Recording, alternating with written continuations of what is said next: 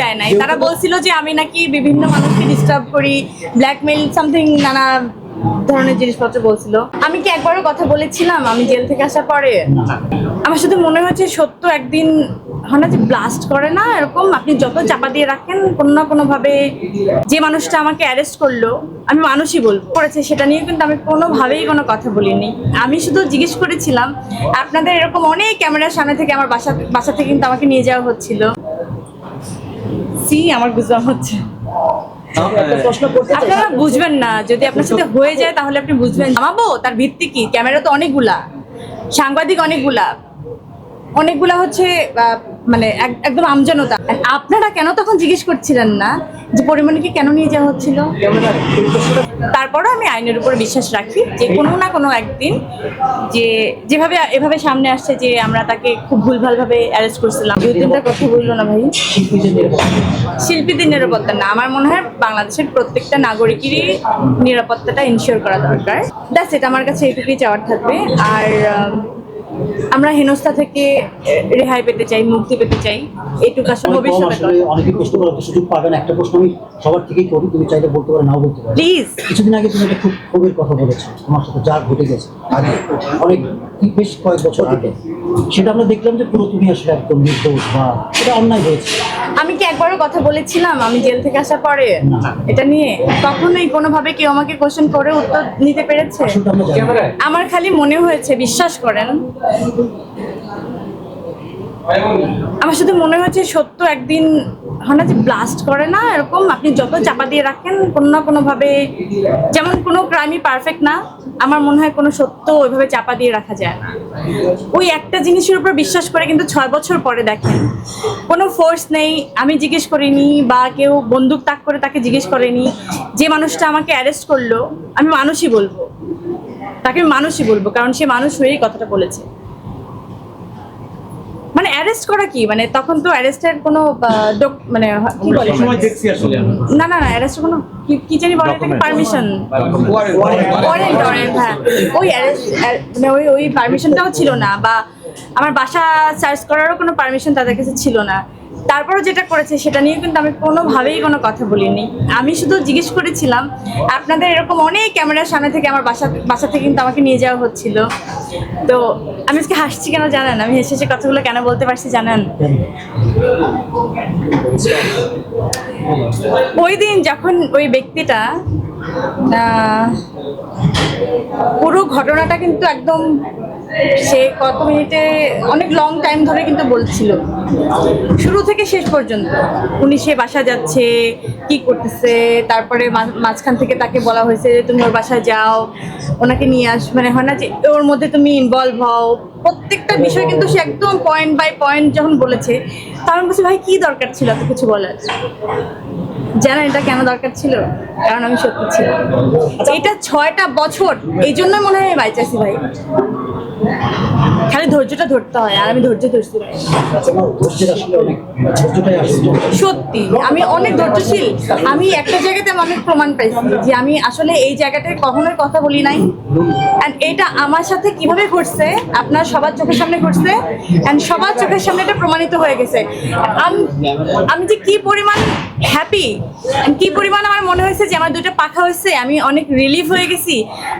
আমার মনে হয় গাত থেকে সমস্ত বোঝা নেমে গেছে। আমার গুজরাম হচ্ছে, আপনারা বুঝবেন না। যদি আপনার সাথে হয়ে যায় তাহলে আপনি বুঝবেন যে কি হচ্ছিল আপনার সাথে। সেই দিন যেদিন আপনাকে অ্যারেস্ট করে সেদিন সবার আগে আমি বর্ণনা দিয়েছিলাম যে আপনি তাড়াতাড়ি করে আপনার লাইফ থেকে যেতে পারছিলাম। আমি একটা জিনিস খেয়াল করছিলাম যে বাইরে এত পরিমাণ মানুষ ছিল যে আমার নিজের কাছে আতঙ্ক লাগছিল। আমি যে ফোনটা বের করবো, একটা ছবি তুলবো, সেই সাহসটা পাচ্ছিলাম না। এমনকি যখন প্রথমে ফোনটা বের করে আমার ফোনটাও কেড়ে নেওয়া হয়। তো বাসার ভিতরে পরিস্থিতিটা কেমন ছিল ওই দিনে? না, যেহেতু আমি তখন থেকে ডিসাইড করছিলাম যে কেউ একজন বলছে ওই পক্ষ থেকে, দেন আমি কথা বলবো, এটা আমি নিজের সাথে নিজে প্রমিস করেছিলাম, দেন এখন আমি বলতেই পারি, আমার কোনো সমস্যা নেই। বিশ্বাস করেন তখন আমি যেটা দেখছিলাম যে ওনারা কনফিউজ হচ্ছিল যে এই মানুষটাকে আমরা কিভাবে উঠাই নিব, কেন উঠাই নিব, এই কোশ্চেনটা বারবার করে ওনাদের উপর মহলের কাছে জিজ্ঞেস করা হচ্ছিল যে আমরা যে নামাবো তার ভিত্তি কি? ক্যামেরা তো অনেকগুলা, সাংবাদিক অনেকগুলা, অনেকগুলা হচ্ছে মানে একদম আমজনতা, তারা যদি জিজ্ঞেস করে তো আমরা কি উত্তর দিব, সেই উত্তরটা ওনারা বারবার করে উপর মহলে জিজ্ঞেস করতেছিল। দেন ওদের কাছে কোনো উত্তরটা ভালো করে আসে নাই, ক্লিয়ার কোনো উত্তর ছিল না। And আপনারা কেন তখন জিজ্ঞেস করছিলেন না যে পরিমণিকে কেন নিয়ে যাওয়া হচ্ছিল? এই প্রশ্নটা করার পরে কিন্তু অনেকে সেখান থেকে বের করে দেওয়া হয়েছিল। ওনাকে মাঝখানে বসান, আমি তো ওনাদেরকে টাকার কথা বলছি।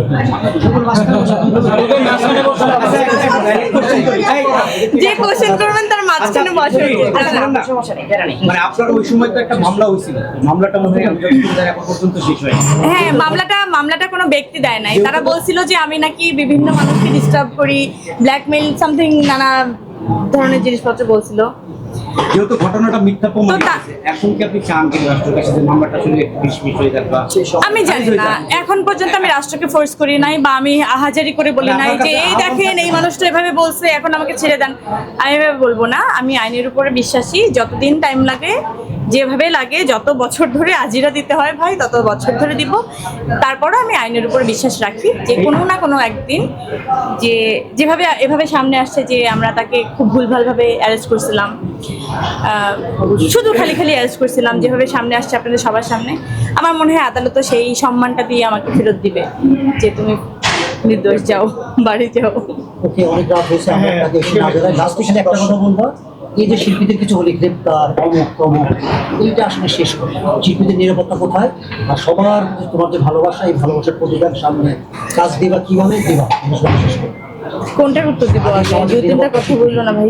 শিল্পীদের নিরাপত্তা, শিল্পীদের নিরাপত্তা না, আমার মনে হয় বাংলাদেশের প্রত্যেকটা নাগরিকেরই নিরাপত্তাটা ইনশিওর করা দরকার। সেখানে শিল্পী হোক, কে রিক্সাওয়ালা হোক, যে কোনো পেশার হতে পারে।